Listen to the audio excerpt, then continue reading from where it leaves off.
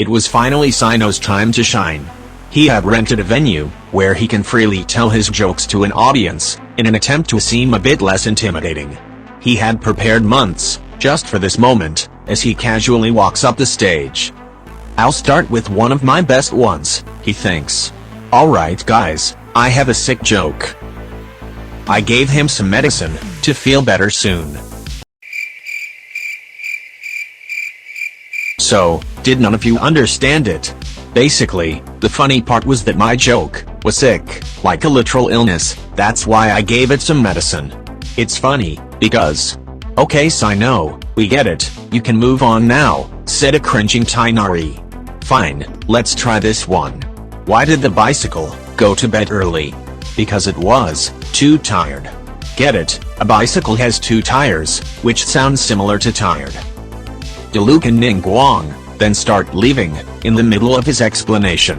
"I knew I shouldn't have trusted that tiny merchant. I'm never allowing my jade chamber to ever be rented again." Cyno suddenly teleports to the two of them. "Don't go yet, the fun part is just getting started. I swear, my next joke will be very funny. Plus, I spent 1,000,000 mora, and I don't like my money being wasted." As a true believer that every single mora is valuable, Diluc and Ningguang reluctantly return to their seats. "Alright, enough with the interruption.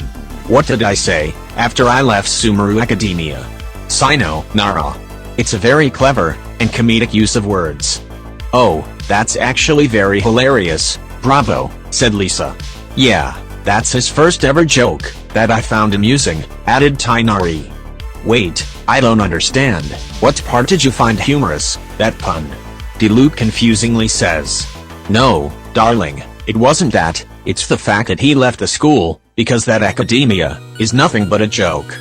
The Dendro user nods alongside her, but then come to a realization. "Hold on Lisa, it seems like you inaccurately described it. The Sumeru Academia isn't just a joke, it's the entire circus." "Quiet down, you two," Cyno stoically says, trying his best to stop his urges of doing something that he'll definitely regret later. They luckily obliged. "Since you guys seem to enjoy that joke so very much, how about this one? What do you call a man with a toe made of rubber?" Roberto. No reaction.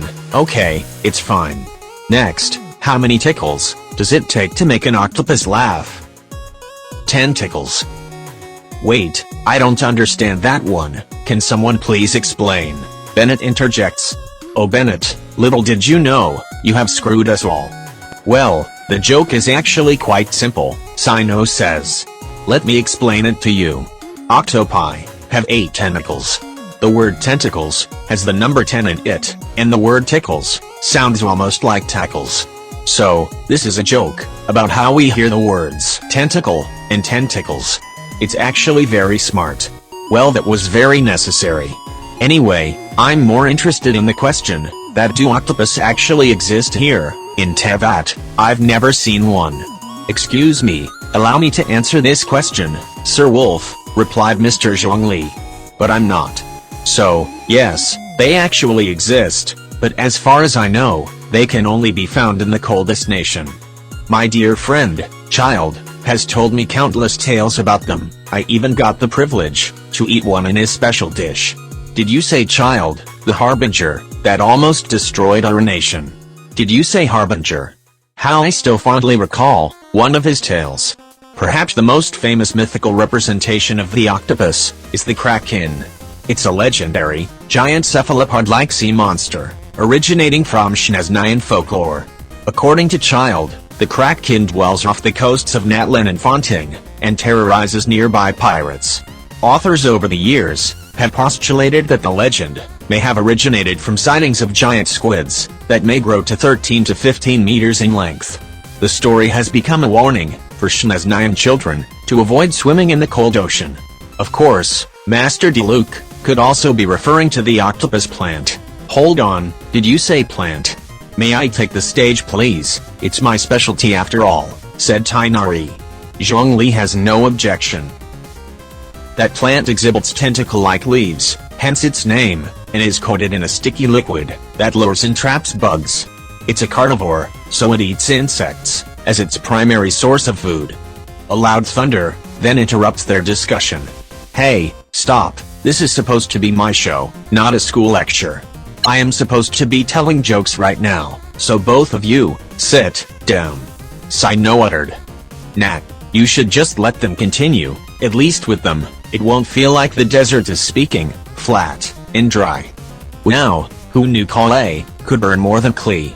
Bennett remarked. Okay then, telling jokes are completely not working. I should try a new approach. Oh, I remember reading that audience participation is good, let's try that.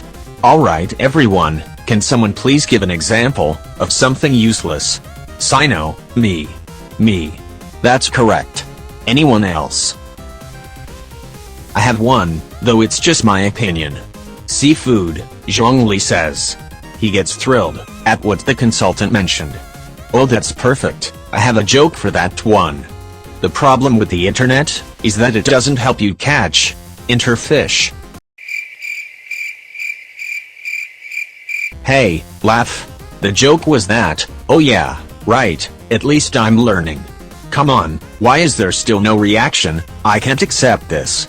At least one of my jokes have to be funny, right? I just have to continue until they laugh, no holding back, Cyno hopelessly thought. What type of tea is a disappointing version of the Serene teapot? Reality. Where does Ningguang lock up criminals? In Liwei, the jail chamber. Why was Sunayora sent to meet the almighty Shogun instead of Child? They didn't want him to feel burnt out. Can Ayato throw a ninja star? Sure he can. Why did the chicken cross the road? Because it lacked judgment. This is bad, nothing I say is working. They look completely uninterested. Cyno stares around the room, panicking as he's trying to come up with a joke when he notices something. A piece of paper has landed near his feet. Could it be a letter meant for him? He picks it up and opens the folded paper, struggling to read the messy handwriting. His eyes widen at its contents. The note says, "Hello, wolf friend. Saw you sad, want to help. Don't know humor, but I know phrase that always make people happy. Hope it helps. Here." After reading, he now knows what he must do to make the audience laugh. Cyno clears his throat and stares with determination, gaining the attention of everyone in the room. In a monotone voice, he says, "Sussy. Amogus." The audience bursts laughing, making Cyno very proud of himself. What a complex and very unique joke, so amusing, Lisa applauded. Who knew Cyno's expressionless voice would be so beneficial for comedy? I am so proud of him, Kale added. So Cyno, spending 1 million more for the show, was worth it after all, as he finally fulfilled his dream, and made the impossible, possible. Hold on a minute, Cyno made a joke that is funny. That's unacceptable, Mona screams.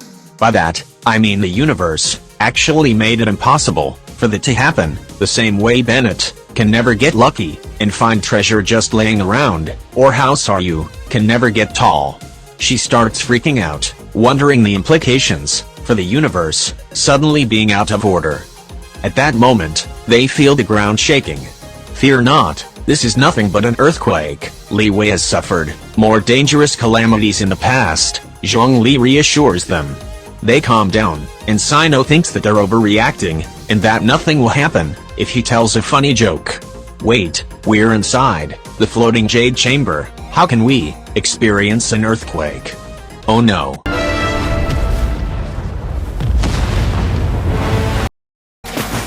Welp, nothing the traveler can't fix. Dory, I want a refund. Little do they know, I'm the best pyro female greatsword user in the game. Was it all worth it? Said Tighnari. Honestly, it was a really good experience. I think I made a good impression, well, before the explosion. I guess you could say, my jokes made quite the impact. A Genshin Impact. The end. Thank you all so much for watching. What is the worst joke you can think of? Comment it down below. Don't take this video seriously at all, as this was all just for fun and jokes. Subscribe, and like, if you ended up enjoying this video, as I put a lot of effort into it. Bye.